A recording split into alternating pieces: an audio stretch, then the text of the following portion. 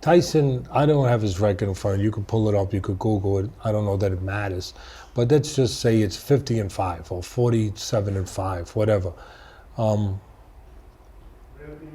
To me, the real record is that he's 0-5. Oh, Teddy, how could you say that? Because those 5 losses represent the only time he was tested. The only time there was resistance. You don't know crap. You don't know diddly squat about somebody until there's resistance. Remember that word. You know all about it. Mm. And you do. And that's why you could do this stuff pretty well. But until there's resistance, until there's something to fight against, and there's something to overcome, you haven't been in a fight. You haven't won a fight. They were athletic exhibitions. Because, you know, he was fast, he was powerful, he could run people over. And so they were displays of his athleticism, his skills, and they were extraordinary skills. I'm the first to say it. One of the greatest punchers ever in the heavyweight division with both hands, like Mickey Mantle, a great switch hitter. He can hit your left and right side of the plate. And speed. What a combination, like Manny Pacquiao. That's what makes Manny so great. You know, great combination of speed and power. And Tyson had that with a big guy. But he didn't have what Manny had.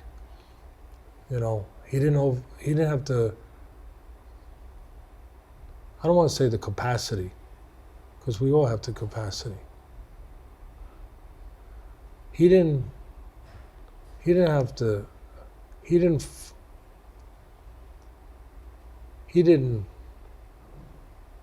have the desire to go to those places, the wherewithal, the desire to go to those places, those uncomfortable places when they came. Because he never had to in life. He always found a way to avoid it. See, Holyfield was different. Holyfield wasn't as talented as him, but he had a mother. I remember him talking about that. Yeah, I've heard of that in Atlanta. She used to discipline him, right? Well, she had these things called switches. In the old days, it probably would have, somebody would have came after in those days, but she did a pretty damn good job. Those sticks in the back in the woodshed. When he did something wrong, I think sometimes she let him choose which one he was going to get in. You want this one or that one or this? There was a few of them. And she'd go to work. And he loves his mother for a reason. Right. And so he... Facing things. Right. You're going to do something, face it. Face the consequences, the ramifications. You know, face what comes with those choices. Be accountable. That's part of the problem in this world, by the way. We don't have time to get into all that. But people aren't freaking accountable. They just want. But be accountable. Be accountable for what you say you want. Understand. So Holyfield developed, he might not have developed the quickness and the power that Tyson had, but he developed something much more important. The ability to face things. The ability to face something, to deal with resistance, to deal with difficult moments, to overcome. Tyson never got that. He never got that quality. Never developed that. Could he have developed it? Somebody would have to made him. Somebody would have had to be made him do it. But unfortunately, I'm not looking to knock nobody here, but on his way up, people were thinking about, here we are again, human nature. What's best for me? To make $300 million with Tyson, or whatever the hell, he made an obscene figure back then. You know, he was making $30 million a fight, whatever the heck it was. So do I make my portion of that money, or do I take a risk and make him face things that he might run away from me by making him face those things? Nah, I think I'd take the money.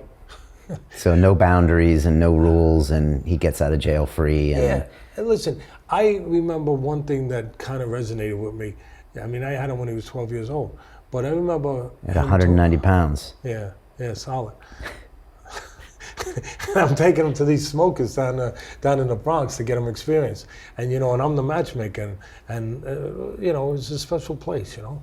And I'm the only white guy in the place. It's all Spanish and, you know, and African American. Everybody's in there fighting, trying to trying to get better, trying to get out of a tough place in the South Bronx. This is their ticket out.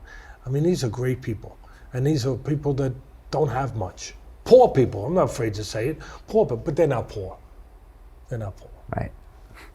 They got heart. Yeah, they're developing character through a hard sport, yeah, and they're facing their fears every day. Some of the rich people are poor. Right. So, but these people, and I'm with them every week. We go down there to the South Bronx, drive 2.5 hours. I take my kids down there to get experience because I've been teaching them now to get experience. You know, it's one thing to, you know, to say, even for a doctor to say, I'm a surgeon. Okay, have you done any surgeries?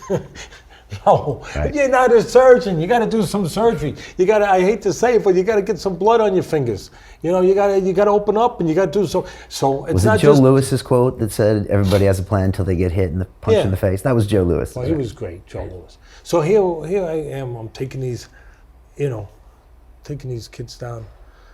These are the kids you're training in boxing. You take them to South Bronx into these smokers. Yeah, taking scary them down there. situations. Yeah, it is. You know, they used to smoke cigars in there too. Everything. I mean, I don't know what they were smoking. and you know, and they're feeding. They get the little shots of rum in the plastic cups and charging $3 to get in to make rent money.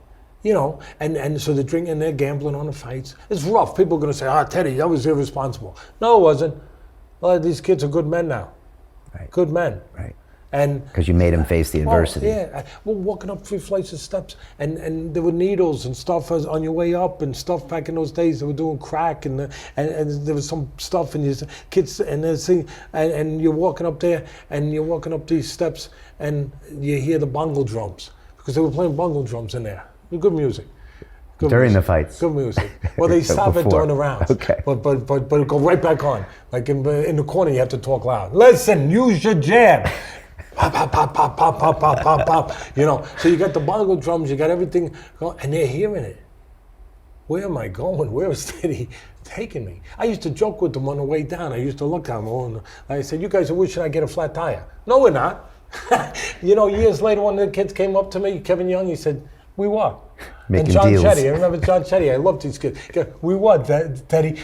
Couldn't believe it when you said it. You looked right at it. Said, you're hoping I get a flat tire, right? And said, yeah. And one time I got a flat tire, but I fixed it. They said, oh, he fixed it.